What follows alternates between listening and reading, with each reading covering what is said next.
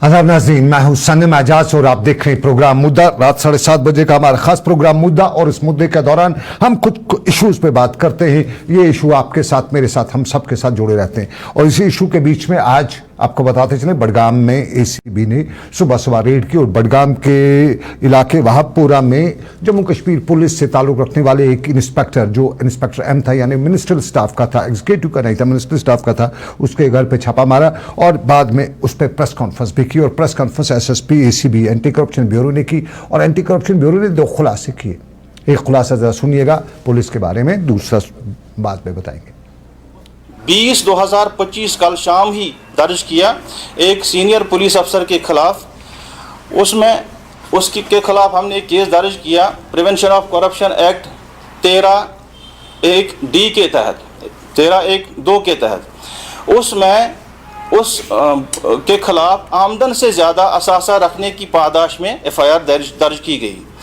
वो जो senior police official है, उसके खिलाफ हमें माखज़ रिपोर्ट मौसूल हुई थी, एक सोर्स रिपोर्ट मौसूल हुई थी, जिसकी तहकीकात करके हमें पता चला कि उसने बहुत और बड़ी मकदार में आमदन से ज़्यादा असासे जमा किए थे, जिसमें करीबन 33 कनाल के करीब ज़मीन जो है उसने खरीदी हुई है।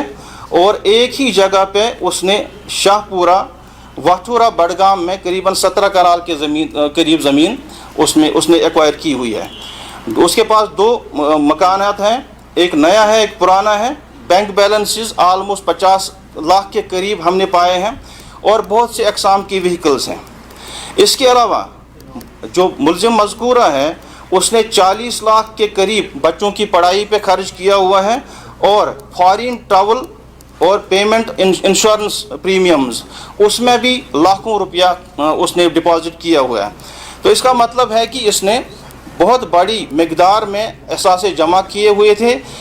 इस पुलिस अफसर के ये रहा एक मामले का खुलासा। 33 कनाल जमीन, 17 कनाल जमीन, यानी 50 कनाल के करीब जमीन, 40 लाख सिर्फ बच्चों की पढ़ाई पे, और उसके साथ साथ लाखों की डिपॉजिट, हम इसे कह सकते हैं 50 लाख कैश बैंक बैलेंस का। गाड़ियां बड़ी बड़ी फरारी, वो गाड़ियां क्या होती हैं, बड़ी गाड़ियां, मैं नाम नहीं जानता हूं, ऐसा ही कुछ नाम सुना है मैंने, बड़ी गाड़ियां होती हैं। ये एक खुलासा है। ये करप्शन का है या कौन सा है, ये बाद में हम बात करेंगे। अब जरा दूसरा सुनिएगा। हमारे यहाँ हाई प्रोफाइल गुपकार, आप जानते हैं गुपकार में जमीन वमीन नहीं मिलती है, अगर मिल जाए तो उसकी कोई कीमत भी नहीं है, मनमाने दामों पे वो मिल जाती है। हाई प्रोफाइल एरिया गुपकार, बिल्कुल आपको अगर किसी को मालूम नहीं हो तो हमारे उमर अब्दुल्ला साहब वहीं पे रहते हैं, जो चीफ मिनिस्टर, फारूक अब्दुल्ला साहब वहीं पे रहते हैं। गुपकार पे ही, गुपकार उसको कहा जाता है। हमारे जितने भी बड़े इदारे उसी पे रहते हैं, और वहां की जमीन जो है करोड़ों की जमीन है। उस करोड़ों की जमीन का क्या हुआ, जरा हमारे यहाँ करप्शन का एक करप्शन नहीं है, क्या कहेंगे आप इसे, जरा नाम आप खुद ही दीजिएगा, सुनिएगा। एसएसपी का एसीबी यानी anti corruption bureau Javed Hasan साहब क्या बताते हैं इस बारे में। एसीबी ने कल की तारीख में रात देर गए 2 मुकदमे दर्ज किए हैं। एक मुकदमा गुपकार लैंड तबादले के सिलसिले में दर्ज किया गया। दूसरा मुकदमा एक पुलिस अफसर के खिलाफ आमदन से ज़्यादा असासा रखने की पादाश में दर्ज किया गया। दोनों मुकदमों की जो कल देर रात गए हमने दर्ज किए हुए हैं, इनकी तफसील में दूंगा। सबसे पहले गुपकार में जो लैंड तबादला हुआ है 2014-15 की बात है। उससे पहले एक पैच ऑफ लैंड वहाँ पे था 5 कनाल 15 मरले का, जो एक प्रॉपर्टी लैंड था, लेकिन उस लैंड में जो टाइटल था वो डिफेंस ऑर्डिनेंस के तहत उसकी टेनेंसी थी। वहाँ पे जो ज़मींदार था, उस ज़मींदार ने रेवेन्यू डिपार्टमेंट को अप्रोच करके ईजमेंट राइट्स के लिए अप्लाई किया। ईजमेंट राइट्स के लिए जब अप्लाई किया गया, उसके बाद फाइल बहुत देर तक बगैर टच किए हुए रह गई और बाद में उसको सबवर्ट करके एक और प्लान बनाया गया, एक और मंसूबा बनाया गया कि उस जगह पे एक कॉलोनी बनाई जाए जहाँ पे हमारे सीनियर ऑफिशियल्स के लिए रिहाइश गाह होंगे सिक्योरिटी की बेसिस पे। अब जब कस्टोडियन डिपार्टमेंट और रेवेन्यू डिपार्टमेंट ये केस प्रोसेस करते गए, इसके कागजात बनते गए, हर वक्त जब भी पटवारी से लेकर ऊपर तहसीलदार तक कागज़ चलाए गए, प्रोसेस किए गए, उन कागजात में मेंशन किया गया था हर जगह पे कि ये जो मुजवज़ा ज़मीन थी 5 कनाल 15 मरली की प्रॉपर्टी लैंड, इसकी टेनेंसी हमारी आर्म्ड फोर्सेस के पास है, डिफेंस एस्टेट्स के पास है। लेकिन इसके बाद भी इसको नज़रअंदाज करके इस फाइल को चलाया गया और वहाँ हुकूमत से इसको मंजूरी दी गई कि ACB ने कल की तारीख में रात देर। चलिए, ये दूसरा मामला है, जमीन का मामला। ये श्रीनगर के गुपकार में कम से कम जमीन के 1 कनाल 10 करोड़ रुपए में मिलती है। कोई अगर मिल जाए, वहां मिलती नहीं है। हम 5 कनाल 15 मरले यानी 6 कनाल के करीब जमीन, और आमतौर पर अगर देखा जाए तो 50 से 60 करोड़ की ये जमीन है। और इस जमीन के बदले में इसके तबादला किया है, एक तरह से हम इसको तबादला किए। और गुपकार की जमीन के बदले में श्रीनगर के आउटस्कर्ट्स में जमीन, वो जमीन दी गई है जो हमें मालूम हुआ कि उस जमीन लैंड लॉक्ड जमीन है, वहां पे उसको कोई आसपास रास्ता भी नहीं है, और वो खास जो जमीन किसी काम की नहीं थी, स्कैम किया कि उधर से सरकार को बताया, वो कागजी तौर पर सरकार को नहीं बताया बल्कि मिली भगत करके बताया कि हम, आप ये जमीन हमें दे दो, हम आपको यहां से ये जमीन दे देंगे। और जो वो जमीन बदले मिली वो लैंड लॉक्ड है, 10-15 लाख रुपए के आसपास फी कनाल के वो जमीन है, यानी 50-60 लाख के करीब वो जमीन है। अब जरा दूसरा मुद्दे पे आते हैं, और पहले मुद्दे पे, और इन्हीं दोनों मुद्दों पे आज बात करते हैं। हमारे इदारे कहां पे हैं, क्या करते हैं। मेरे साथ आज एडवोकेट मुदस्सिर नक्शबंदी साहब है, हमारे जाने माने वकील, लॉ नोइंग हैं और वकालत करते हैं। मेरे जो बारामूला से ज्वाइन करेंगे एडवोकेट मुदस्सिर नक्शबंदी साहब। डॉक्टर मुस्तफा गुल, डॉक्टर मुस्तफा के बारे में आप जानते हैं, पॉलिटिक्स के साथ हैं और हमारी पॉलिटिक्स में एक नाम भी हैं, और चूंकि खुद भी ब्यूरोक्रेसी के साथ जुड़े रहे हैं। तो दोनों मेहमानों का बहुत बहुत शुक्रिया। डॉक्टर मुदस्सिर मुस्तफा साहब, खुश आमदीद आपका, और डॉक्टर मिस्टर एडवोकेट मुदस्सिर साहब, आपका भी खुश आमदीद। मैं एडवोकेट मुदस्सिर साहब और डॉक्टर साहब, पहले मुदस्सिर साहब आपसे जानना चाहूँगा, आप वकील हैं। हम अक्सर घरों में जब बात करते हो बड़े डरे रहते हैं, पैसा हो 10, 15, 50 रुपए हो तो डरते हैं कि भाई और ये बैंक में मत छोड़ो, घर में छुपा के रखो, हमारी एजेंसीज नजर रखी हुई है, हाँ सब बस अभी हो जाएगा। फेसबुक पे पोस्ट लिखते हुए भी लोग डरते हैं, बाकी कुछ है, इनबॉक्स मैसेज करते हुए भी डरते हैं। लेकिन ये हमारे जम्मू कश्मीर पुलिस का अहदेदार करोड़ों का मालिक बना हुआ है और 10 सालों से बन रहा है, रातों रात में बना नहीं होगा। ये पैसा इसके पास आया, क्या हमारे इदारे जो हैं, जो हमारे यहाँ पाकिस्तान के पैसे पे नजर रखे हैं, अमेरिका के पैसे पे नजर रखे हैं, मनी लॉन्ड्रिंग पे नजर रखे हैं, क्या उनको ये नजर नहीं आ रहा था कि बंदे के पास मनशियात का पैसा है, ये पैसा इसके पास कहां से आ रहा है, और अब तक कार्रवाई नहीं, 10 साल के बाद आज ACB कार्रवाई करती है। हमारे इदारों पे सवाल है या नहीं? सनम साहब, बहुत शुक्रिया, आप बुलाया शो में, बहुत शुक्रिया पहली बात। और पहली चीज मैं इससे शुरुआत करता हूं कि ये तो एक, पहले हमारे इदारे जो है बहुत ही कमजोर है, जो कि हमने ये वाला बड़गांव वाला सिलसिला देखा। एक सीनियर ऑफिसर के पास इतनी प्रॉपर्टी है, इन्होंने कहां से लाई, whether it's from the NDPS cases, या इनके पास ड्रग मंशियात का कहीं पे कारोबार चल रहा था, या इनके पास कहीं ऐसे प्रॉपर्टीज, क्या कहीं पे इलीगल प्रॉपर्टीज बनी थी इनकी, या पैसा कहां से आया था। हमारे इदारे आज तक नाकाम हुए हैं, चाहे वो इनकम टैक्स की बात करेंगे आप, या जितने भी सोर्सेस है, जबकि बंदा खुद इंस्पेक्टर है पुलिस में। यहाँ पे एक बिजनेसमैन के पीछे पूरी हुकूमत पड़ी रहती है, सभी जितने भी हैं महकमे सभी पड़े रहते हैं, चाहे क्या उसने GST पे किया, चाहे क्या उसने टैक्सेस पे किए। लेकिन इतना बड़ा प्रॉपर्टी, 33 कनाल की जमीन, 17 कनाल की जमीन, 2 घर, 40-50 लाख रुपए पढ़ाई पे, ये इतनी प्रॉपर्टी कहां से आई। एंटी करप्शन ब्यूरो ने ये आज अपनी आंखें कैसे खोल दी, जबकि आज तक जैसे भी हर साल अपनी प्रॉपर्टी अपडेट देना पड़ता है गवर्नमेंट एम्प्लॉय को, अपनी डिपार्टमेंट को बोलना पड़ता है कि मेरे पास कितनी प्रॉपर्टी है और मैंने कितनी प्रॉपर्टी आज तक बनाई है। सो अफसोस ये है कि आज तक ऐसे मुलाजिमों पे, ऐसे एक्यूज पर्सन्स पे, अभी मैं ये बताऊंगा क्योंकि अभी ये एक्यूज ही है, मैं ये बताऊंगा कि अफसोसनाक है कि आज तक ऐसे बंदों पे नजर नहीं पड़ी, ऐसे बंदों पे आंखें क्यों नहीं गई, आज तक ACB की आंखें बिल्कुल बंद क्यों थी, या बाकी जो पुलिस डिपार्टमेंट है जिनके पास आज पैन कार्ड पे सब कुछ है, if the amount is in account, आप मुझे बता रहे थे 40 लाख रुपए या 50 लाख रुपए इनके अकाउंट में है, लेकिन अफसोस ये है कि 40-50 लाख रुपए कहां से आया, whether it's of the salary, if not salary, where from is the second income, दूसरा इनकम कौन सा था जो इनके अकाउंट में आ रहा था। जरूर जो नजर है एसीबी को प्रॉपरली इन्वेस्टिगेट करने की जरूरत है और ऐसे जितने भी बंदे हैं उन पे शिकंजा कसने की बहुत जरूरत है। मैं आपके पास आऊंगा क्योंकि पॉइंट मेरा दूसरा भी है, लेकिन उससे पहले डॉक्टर मुदस्सिर मुस्तफा साहब, दूसरा मामला जमीन का मामला है। श्रीनगर के गुपकार के इलाके में जमीन है, इसको बदला गया है। सरकार की जमीन ली गई है, उसको बदले में जमीन कहां, नीचे आपके एरिया में दी गई है, डिस्ट्रिक्ट श्रीनगर में दी है, डिस्ट्रिक्ट श्रीनगर से बाहर नहीं दी है। लेकिन गुपकार के एरिया जहां उमर अब्दुल्ला साहब रहते हैं, जहां फारूक अब्दुल्ला साहब रहते हैं, वहां पे करोड़ों में जमीन वहां मिलती नहीं है। अगर मिल जाए कहें तो 10-12 करोड़ से कम वहां जमीन मिलेगी नहीं। मनमाने दाम जो है वो है वहां पे, उसके बदले में वहां पे जमीन दी है। ये कितना खुला हमारे मुआशरे, ये हमारे असासों की लूट है। और इसमें बड़े नाम है, अगर मैं नाम लूंगा ना तो मुझे लगता है कि शायद मैं भी आ सकता हूं। तो ये बड़े नाम जो हैं, और साफ जाहिर है वहां पॉलिटिशियन आसपास हैं, पॉलिटिशियन भी उसमें कहीं ना कहीं होंगे। तो ये सारा जो है, इस पर जरा आपकी राय लेना चाहेंगे, किसको मैं दोषी ठहराऊं इस कौम पे जुल्म करने के लिए? शुक्रिया सनम एजाज साहब, आपने हमें मदऊ किया, ये आपका बड़ा फन है।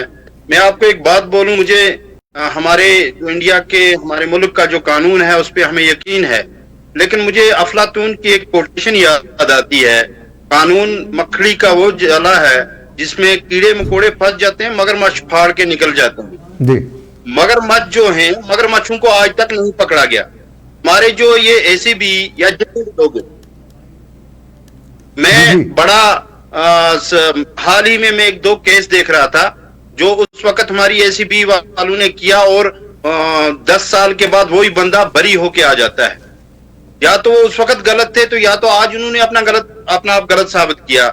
मैं इस वक्त ये देख रहा हूं, मैं एडमिनिस्ट्रेशन के अंदर रहता हूं, एडमिनिस्ट्रेशन का एक हिस्सा हूं। जैसे अभी आपने कहा, बहुत सारी चीजें हैं मन में, बहुत सारी ऐसी चीजें हैं कि अगर उनको बाहर निकाला जाए तो अब क्या कहें, वो हमारे सरकारी दफातर के बारे में तो कहा जाता है कि तेरे इश्क ने मेरे दिल को सरकारी दफ्तर बना दिया है, ना किसी की बात सुनता है ना काम करता है।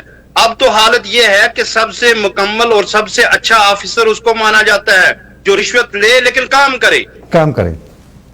सबसे अच्छा हमारे इस वक्त की जो हमारे दफातर हैं, और इस पे शिकंजा कसने की सबसे ज्यादा जरूरत है। और मेरे ख्याल में इसमें जो लोग हैं वो इसका जो हर एक आदमी है, हर एक आदमी को अपना हिस्सा अदा करना है। उसमें जो रिकॉर्डिंग का सिलसिला है बाकी वो कीजिए, वो जासूसी के जुमरे में नहीं आएगा, ये मुल्क से वफादारी के जुमरे में आएगा, ये यूटी से वफादारी के जुमरे में आएगा, ये इंसानियत से वफादारी के जुमरे में आएगा। हम बंदूक का कत्ल तो देख रहे हैं हर जगह, लेकिन कलम के इतने कत्ल हो रहे हैं, कलम का कत्ल हमें नजर नहीं आता है कहीं। मेरा अल्लाह ने आज से 1400 साल पहले फरमाया था, नून वल कलम वमा यस्तरून, कसम है कलम की और जो कुछ कलम से लिखा जाता है। आज वो पता चल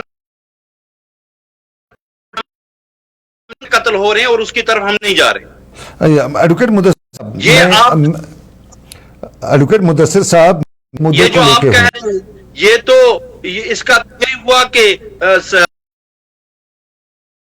हो रही है, ये तो वहां ये चीज हो रही है जहां पूरी एडमिनिस्ट्रेशन भी, पूरी चीज भी, और पूरी यूपी के जितने भी एलजी बाकी उनके कदमों में ये चीजें, तो बाकी क्या हालत होगी उसको खुद अंदाजा लगा सकते हैं। अंदाजा मैं लगाता हूं क्योंकि मैं जानता हूं, मेरे पास बहुत से लोग आते हैं।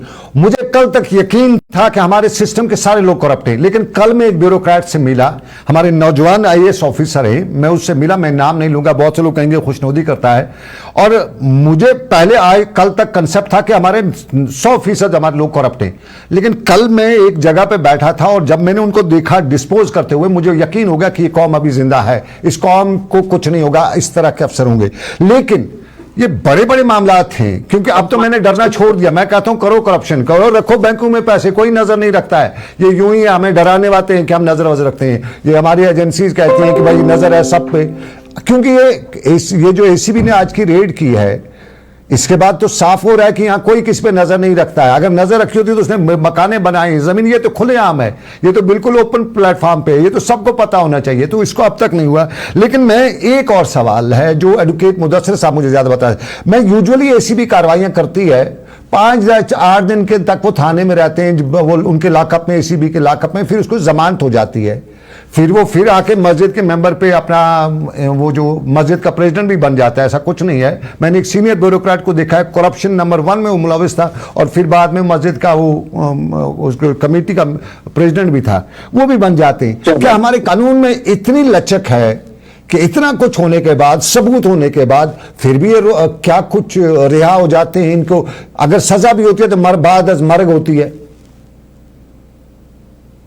सनम साहब, मैं अपने 14 साल के करियर से मैं आपको ये बताता हूं कि ये मैं 14 साल से और उससे पहले से भी यही होता आ रहा है कि ये जितने भी एसीबी की तरफ से रेड्स होती हैं, जितने भी एंटी करप्शन रेड्स होती हैं, जो कि इनको पहले परमिशंस लेने पड़ते हैं, ऑनरेबल जितने भी ऑफिसर्स हैं, इनके सीनियर ऑफिसर्स, उनसे रेड करने के, उनसे परमिशन के बाद ये रेड्स करते हैं। देखिए, हम पूरा ये है कि जो इन्वेस्टिगेटिंग ऑफिसर होता है इन रेड्स का, it's headed by the senior officers always, not by any कोई, हम किसी को ऐसे रेड नहीं कराते हैं, because so many things are involve in this.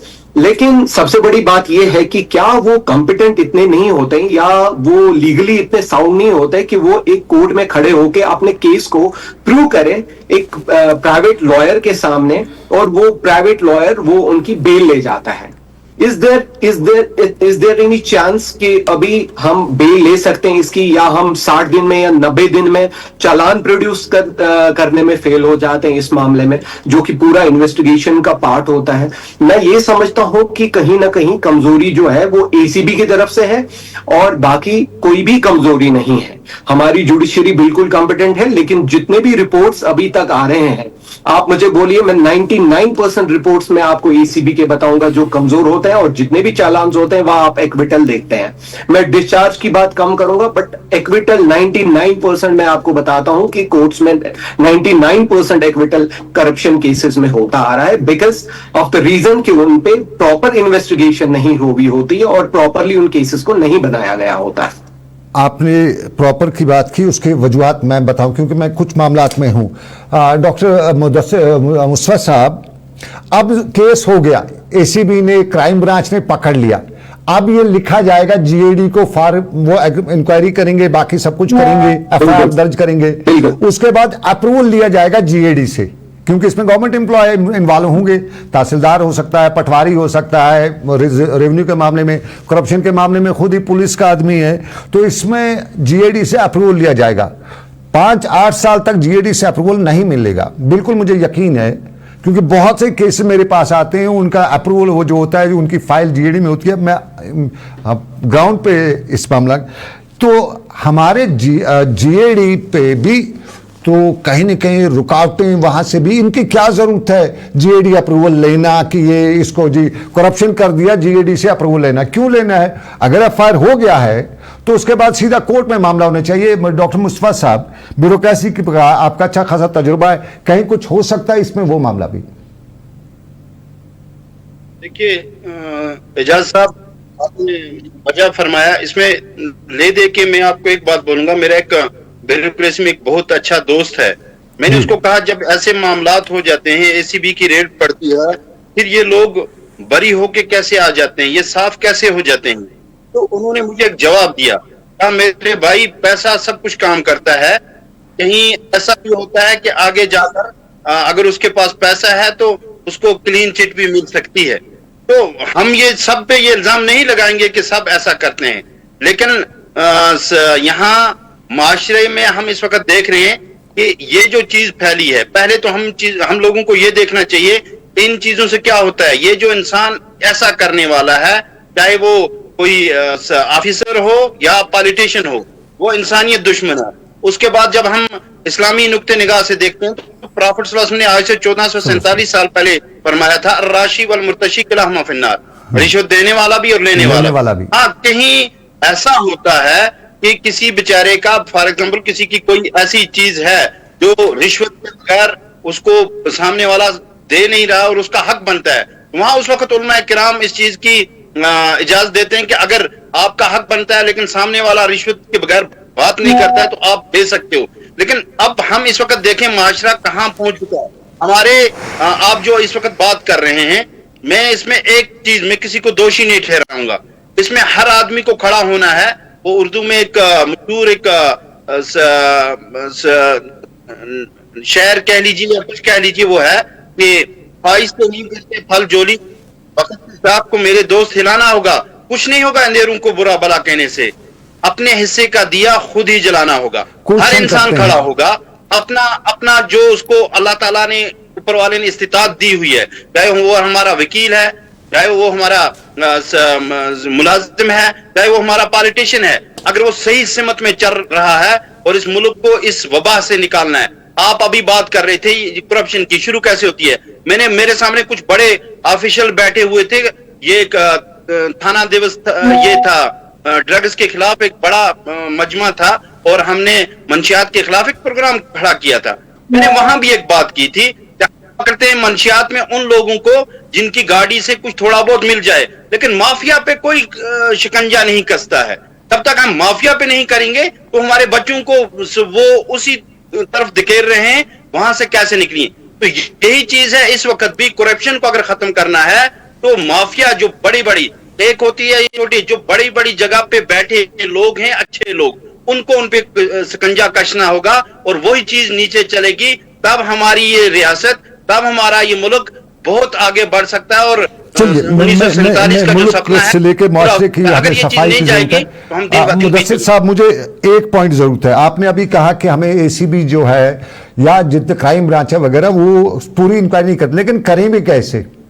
Man power है नहीं उनके पास। एसीबी के पास कुल मिला के 5-6 अफसर हैं, कोई नई रिक्रूटमेंट नहीं हुई है। सरकार को यहां पे हम जिम्मेदार तो जरूर उठाएंगे क्योंकि मैन पावर है ही नहीं, काम तो मैन पावर करेगा वहां पे, हमारे क्राइम में नहीं है। और फिर मुझे एक और खदशा है, क्योंकि मैं जब आज स्टोरी को कवर कर रहा था, दिन में देख रहा था, मुख्तलिफ लोगों से बात कर रहा था, हर खबर को हम मुख्तलिफ क्वार्टर से बात करते हैं। उस दौरान मुझे बताया गया कि भाई एसीबी ने पिछले दिनों श्रीनगर का जो हमारा स्मार्ट सिटी में है, जैसे ही उसने इंजीनियर पे हाथ डाला, दूसरे दिन एसीबी का एसएसपी ट्रांसफर हो गया। और यहां पे भी यही होगा, क्योंकि मिसाल दी गई कि गुपकार वाले में तो जरूर होना है। इसमें जिम्मेदारी, क्योंकि बताया गया कि ये आपको आज किसी को याद है वो श्रीनगर के स्मार्ट सिटी में एक्जन को पकड़ा था, दूसरे के घर पे छापा हुआ था एसीबी ने, और दूसरे दिन फिर वो एसएसपी को ट्रांसफर किया गया। किसी को याद नहीं है वो एक्जन कहां पे होगा, आज उसकी प्राइस पोस्टिंग कहीं और कर दी गई होगी। इसी तरह मुझे कुछ ब्यूरोक्रेट्स ने बताया कि यकीन मानिए इसमें वो लोग इतने इन्फ्लुएंशियल हैं कि एसएसपी साहब ही कल अगर हुए वहां पे तो हुए, लेकिन नहीं हुए तो लेकिन उनको बताया जाएगा कि ठंडर है। क्या इस पे कुछ हमें जिम्मेदारी है? हम गवर्नर साहब से, एलजी साहब से अपील करें कि इस तरह के हमारे मुआशरे को ये नासूर है, इसको खत्म करें। सनम साहब, मैं मुस्तफा साहब, ये एडवोकेट साहब से सवाल है। मुस्तफा साहब, ये एडवोकेट साहब से सवाल है, एक मिनट जी। एडवोकेट साहब देखिए, ये जो है this is completely a political thing. इस पे हम बात ये करेंगे कि ऑनरेबल गवर्नर साहब के पास पावर्स हैं, उनको शिकंजा जो कसना है सबसे ज्यादा वो एसीबी पे कसना है।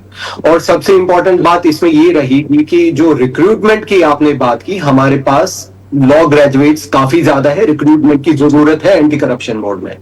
एंटी करप्शन बोर्ड में बहुत ज्यादा, उनके सेल में, ब्यूरो में बहुत ज्यादा जरूरत है इनकी, ताकि हमारे पास एक अच्छे लॉयर्स प्रोसिक्यूशन में आ जाए और हम उनको ताकि जो एक्यूज पर्सन है जो उनको भी गिरफ्तार करके लाते हैं, ताकि हम उनकी बेल्स को रिजेक्ट कराएं और हम जो केस के स्टेटस उनके रहते हैं लोगों के सामने लाए कि नहीं जी इन्होंने अपराध किया था और इनकी बेल इस वजह से रिजेक्ट हो गई है। There are very few cases जिनमें बेल रिजेक्ट होती है। The rejection is the reason कि अगर हमें कोई competent officer anti corruption bureau की तरफ से आता है, कोई ऐसे पोस्ट पे आता है, तब जाके हमारी बेल्स को रिजेक्शन मिलता है, otherwise there is no chance of rejection. देखिए, इसमें मैं और एक बात ऐड करना चाहता हूं कि सबसे इंपॉर्टेंट ये कि अगर आपको लगता है कभी भी प्रोसिक्यूशन को, जो कि एंटी करप्शन ब्यूरो के साइड से जो लॉयर्स होते हैं, जो वहां से होते हैं, उनको ये लगता है कि नहीं ये बेल गलत हुई है, इसमें बेल नहीं होनी चाहिए थी, they have every right to go to high court and protest the bail application there. But आप मुझे बताइए आज तक कौन सी बेल एप्लीकेशन, अभी तक अगर मैं 100 केसेस उठाता हूं, मुझे बताइए 100 में से बड़ी बेल एप्लीकेशंस में 10 दिन के बाद तो बेल देनी है ना, 10-15 दिन के बाद तो बेल देनी है ना, 10-15 दिन जब तक 10-15 दिन की वही बात है आप रुपए 10 करोड़ जी मुस्तफा साहब, लास्ट में आपका पॉइंट लेना चाहूंगा मैं। इन सारे केसेस को देखें, माशरे को कहां देखते हैं आप, और जिम्मेदारी हमारी जी जी मुदस्सिर साहब। He was running a business. He was running a business. He was not a government employee, I will say. I would prefer to say he was running a business. ये वहां पे कोई इंस्पेक्टर की पोस्ट पे नहीं थे। ज्यादा से ज्यादा देखिए इनको सस्पेंड किया जाएगा, सस्पेंशन के बाद इनको अटैच किया जाएगा, अटैच करने के बाद आप देखेंगे ज्यादा से ज्यादा इनको कल को आर्मड में भेज देंगे विद इन 3 मंथ, जैसे ही चालान पेश होता है। सनम साहब, सबसे बेस्ट ये है कि he will get 65 to 70% salary अभी भी, और एंड विद इन डेज आप देखेंगे हाई कोर्ट से ऑर्डर इनका आ जाएगा, he will be relieved from there, इनको सैलरी बाकी सब आराम से चलेगा। टिल द टाइम, जब तक जहां पे हम जी नाउमीद आप भी हैं, वकील भी नाउमीद है। देखिए सभी नाउमीद है, कितना टाइम और इंतजार करें, ये चीजें होती आ रही है, हमारे साथ रोज हो रही है। It's not me only who is facing this, it's every season of the Kashmir who is facing this. हमारा नंबर 1 पे अभी देखिए, इन्होंने बहुत अच्छी बात की, इन्होंने बोला राशि वल मुत्तशी मिनन नार, बिल्कुल देने वाला भी और लेने वाला भी दोनों जहन्नम में जाएंगे। हमें सोशल बाइकआउट, मुझे लगता है कि अगर हमें इन चीजों से बाहर आना है तो हमें सोशल बाइकआउट करना चाहिए। हमारे जो इमाम साहिबान हैं मसाजिद में, उनको बिल्कुल क्लियर बात करनी चाहिए, जहां पे ये जुमा के दिन पहले सफे में नमाज पढ़ने के लिए आते हैं और सफे टांग के जाते हैं और पहले सफे में हम उनको वेलकम करते हैं नमाज पढ़ने के लिए, उनको वहां पे बोलना चाहिए कि रिश्वतखोरी बहुत गलत बात है, आप जहन्नम में जाएंगे। हम इन्हीं लोगों को वेलकम करते हैं, उन्हीं लोगों को आगे बिठाते हैं, कल को उन्हीं लोगों को प्रेसिडेंट मोहल्ले का बनाते हैं, जो करप्शन करके, जो अपने घर बना के, जो अपनी प्रॉपर्टीज बना के आए होते हैं, और हम उनको अपने सिर पे बिठाते हैं और दूसरे बंदे को वो तब भी आगे बढ़ने नहीं देते। चलिए डॉक्टर मुस्तफा साहब से ले लूं। डॉक्टर मुस्तफा साहब, माशरे से आप ना उम्मीद हैं या कोई उम्मीद की किरण है? क्योंकि मुझे कल उम्मीद की किरण नजर आई है। मैंने एक IAS अफसर को देखा अपने को, मुझे, और मैंने एक पुलिस के सीनियर अफसर को, उनको देखा है, हमारा सीनियर अफसर है पुलिस का, उन दो को देखने, मिलने और उनके बारे में इंक्वायरी करने के बाद मुझे उम्मीद रही है, कल मेरी उम्मीद जिंदा हुई है। आपसे जानना चाहूंगा, उम्मीद है कहीं हमारे माशरे सिस्टम में कुछ ठीक होने की? देखिए एजाज साहब, ला तक न तुम्हें रहमतुल्लाह, ना उम्मीदी कुफर है, ना उम्मीद हम भी नहीं है। हमारे माशरे में कुछ ऐसे लोग हैं जो ऐसा काम कर रहे हैं, लेकिन जैसे अभी मेरे मुदस्सिर भाई कह रहे थे, मैं DC ऑफिस के सामने की मस्जिद में जुमा पढ़ता हूं, वहां कभी इमाम साहब ने रिश्वत पर कोई टॉपिक बोला ही नहीं है। और ये अब अगर वो बोलेगा तो उसको वही लोग निकाल देंगे, वहां रखेंगे भी नहीं। तो हमने किसी न किसी को लेना है। और इस वक्त हमारी जो मौजूदा हुकूमत है वो कह रही है हुकूमत एक ही टायर चला रहा है, इसका दूसरा टायर नहीं है। हमारे LG साहब से गुजारिश है, जो ऑनेस्ट अफसर आता है ना, मैंने ये देखा है पिछले 3 साल से, जो ऑनेस्ट अफसर आता है, नीचे वाले मुलाजिम उसके खिलाफ लिखना शुरू कर देते हैं, और वो 3 महीने से 2 महीने से ज्यादा नहीं टिकता है कहीं, और वो उसके खिलाफ लिखना चाहते हैं, कहते हैं कि इसने हमारी कलम रोक दी। इस चीज की तह तक जाने के लिए आपको अच्छे लोगों के हाथ में ये चीजें देनी होंगी, और अच्छे लोगों को सामने आना होगा, और अच्छे लोगों को सुननी होगी। मैं जिस सिस्टम में हूं, वहां सबसे ऑनेस्ट जो होगा ना, उसको कहते हैं ना इसको सरपंची करने आती है, ये पॉलिटिशियन है ही नहीं है, ना इसको DDC बनने का हक था, ये रिश्वत के खिलाफ है। ऐसा माहौल बन चुका है। इस माहौल से बाहर निकलने के लिए अच्छे लोगों को, अच्छे कलमकारों को, अच्छे ऑफिसर को, उनका साथ देना भी जरूरी है और उनको सामने आना भी जरूरी है। एक दिन अल्लाह के सामने सबको पकड़ोगे, और ये एक ऐसा कत्ल है जो एक ऐसी जहर है जिसके जरिए सब मर रहे हैं, किसी को पता तक भी नहीं है। एडवोकेट मुदस्सिर साहब, last comment, last word from you हमारे माशरे के लिए। देखिए, माशरे के लिए ये है कि ऐसे इंसानों को सोशल बाइकआउट किया जाए। हमारे NGO जितने भी काम कर रहे हैं, आउट ऑफ जिनमें करप्शन नहीं है, उनको आगे आना चाहिए, इस पे काम करना चाहिए। ऑनरेबल गवर्नर जो कि काफी 5 साल से या कितने साल से यहाँ पे काम कर रहे हैं, उनको काफी चेंज लानी चाहिए ऑफिसर्स में। उनको पता है कि उनके ऑफिसर्स कहाँ पे करप्टेड है और कहाँ पे नहीं, and there is a time जहाँ पे हमें एंटी करप्शन बिल को अमेंडमेंट करने की बहुत ज्यादा जरूरत है। ताकि हम बहुत ज्यादा बहुत शुक्रिया। वक्त 8 बज चुके हैं, मुझे वक्त इजाजत नहीं देता है, इस पे बात करनी है, माशरे का तलक पहलू है, इस पे हमें बात करनी पड़ेगी। डॉक्टर मुदस्सिर साहब, बहुत बहुत शुक्रिया आपका, डॉक्टर मुस्तफा साहब और एडवोकेट मुदस्सिर साहब, दोनों का बहुत बहुत शुक्रिया। हम बड़े मुद्दे पे बात करें, और आज टेस्टिंग है सरकार के लिए भी, हमारे LG साहब के लिए भी टेस्टिंग पॉइंट है, क्योंकि पिछली बार जब जब श्रीनगर स्मार्ट सिटी के मामले में एसीबी ने रेड डाली तो उसके दूसरे दिन ही एसीबी के एसएसपी को ट्रांसफर किया गया। लेकिन वो बंदा भी तो कमाल का है भाई, वहां पे भी उसने नाक में नकेल दे रखी है। और जहां कहीं पे भी आपने याद होगा कल भी छापेमारी की, और वो क्राइम ब्रांच की मैं बात करता हूं, वही शाह साहब वहां के एसएसपी हैं। और जिस तरह से वो वहां एसीबी में उन्होंने एक इनकलाब लाया था, उसके बाद उन्हें क्राइम में भी वो इनकलाब जारी रखा है। और लोग आज अगर कहें तो यकीन करिए उम्मीद से रखे हुए उन पे।